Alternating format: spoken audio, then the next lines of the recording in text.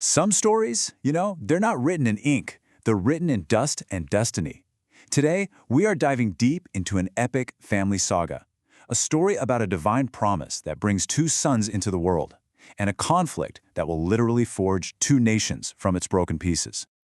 And it all really boils down to this one question that just echoes through time. How does a father's greatest blessing, his very own sons, become the source of his most gut-wrenching trial? That's the core conflict we're going to unpack right now.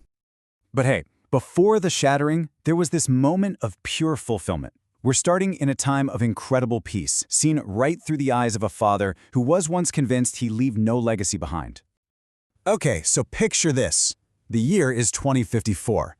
Abraham is 106 years old. For decades, the one thing that defined him was the ache of being childless. But now he looks out from his tent and he sees his boys. And in that moment, everything has changed. The promise God made to him, it's alive, it's real, and it's right in front of him. And this quote right here, it tells you everything. This isn't just, "Oh, I'm happy." This is the kind of joy that comes after a lifetime of waiting and believing. It's the end of a long, painful silence. His heart is so full, he just blesses God, believing his family line is finally secure. But you know how these epic stories go. That peace is tragically short-lived. A shadow starts to creep in between the two brothers, and that incredible joy Abraham feels, it's about to be threatened in the most chilling way you can imagine.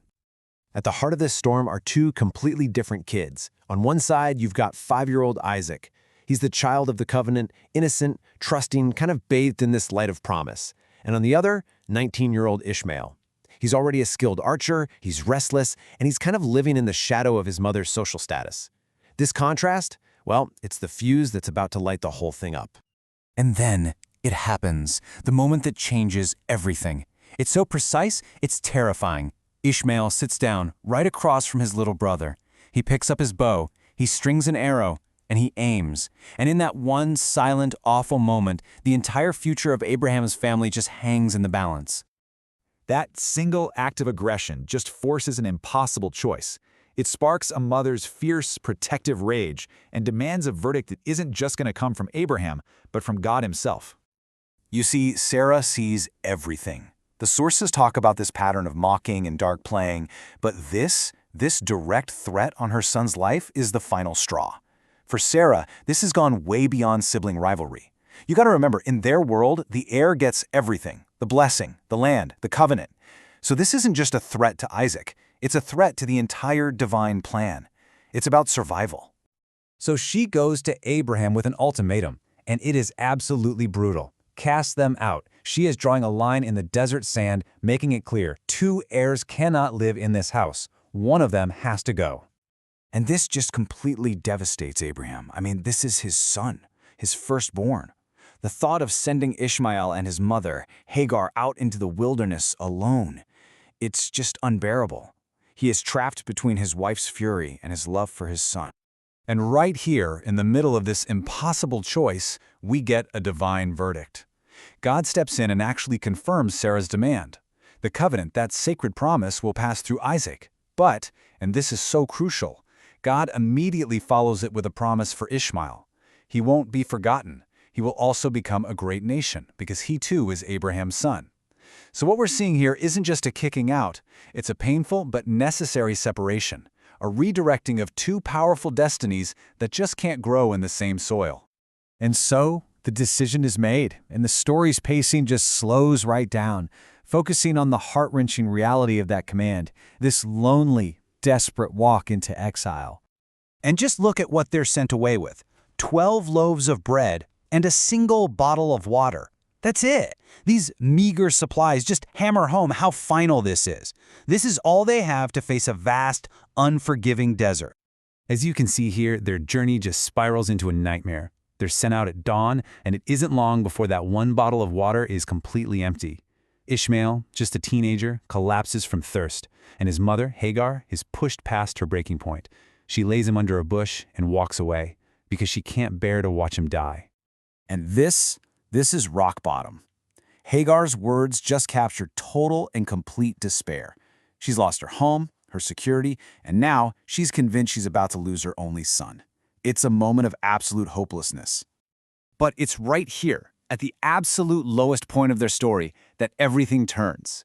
Because in the silence of that desert, a voice is heard, and all that despair is about to give way to a miracle. Now listen to this detail because it is so important. The text says God heard the boy's cries, not Hagar's sobs of despair, but Ishmael's voice.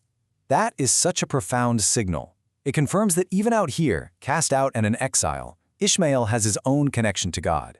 His destiny isn't a lesser one, it's just a different one. And then an angel's voice cuts through the air. The angel's message is almost a direct echo of the promise God gave Abraham back at the tent. Don't be afraid, I will make him a great nation.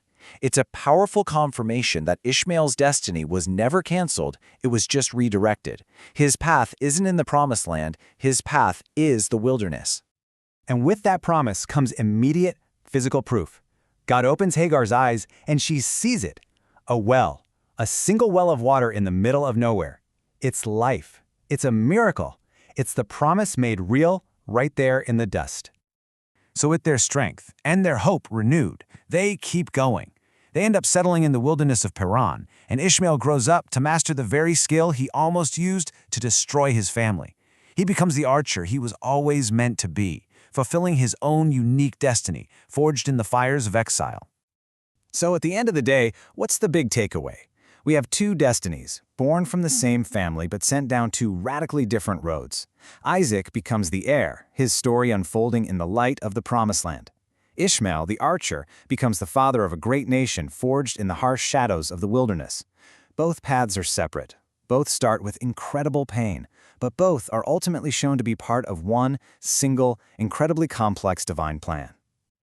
And that leaves us with this final, really provocative thought. This story shows a family being ripped apart in the most traumatic way imaginable. And yet, from that very fracture, the futures of two massive peoples begin. It really makes you wonder, doesn't it? Can a moment of profound breaking also be a moment of profound making?